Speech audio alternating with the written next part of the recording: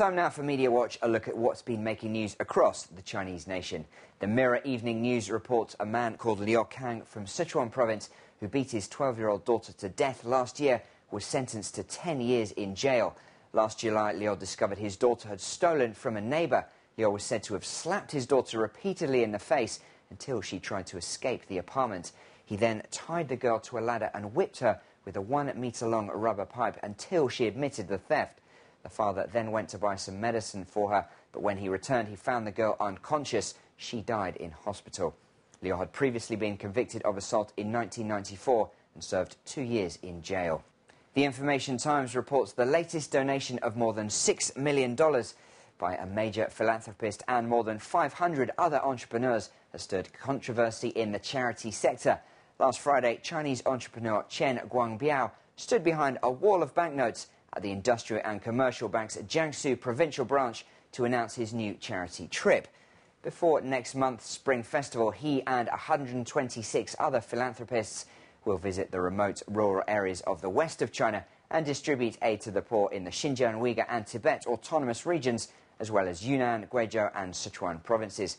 However, many in the Chinese online community have questioned Chen's motives and accused him of generating publicity for his own benefit. The Chongqing Evening News reports that a new regulation issued by a Chongqing company requires its employees to sign a premarital agreement. The contract makes them promise to return twice the sum they received as cash gifts from their colleagues in case their marriage ends in divorce.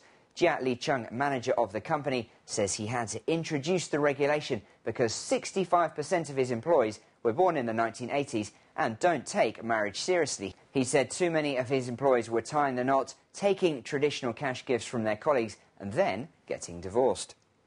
News portal Douban.com reports on the strange story of a 50-year-old man in Shanghai who jumped from his 6th-floor window with his lover and survived because she broke his fall. Thankfully, however, the girl wasn't real, but an inflatable sex doll. Douban.com says the man tried to commit suicide after reading comments online deriding people who use these sex dolls. The man, who's a widower, said he bought the doll to keep him company. News portal Sino.com reports that a bilingual reading card that aims to help Chinese people learn simple English words and phrases ahead of the Shanghai World Expo has sparked debate in the city. The bilingual instruction of Luan District for Expo has listed some English terms and phrases which are important in everyday use. The Chinese characters for good morning read Guda Mao Ning, I'm sorry translates to Anmen Sao Rei, and bye-bye is written in Chinese as B-A-I-B-A-I.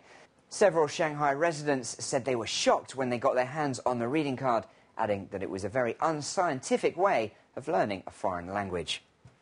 And that's it for today's Media Watch. In fact, that's all we have time for here at BON News.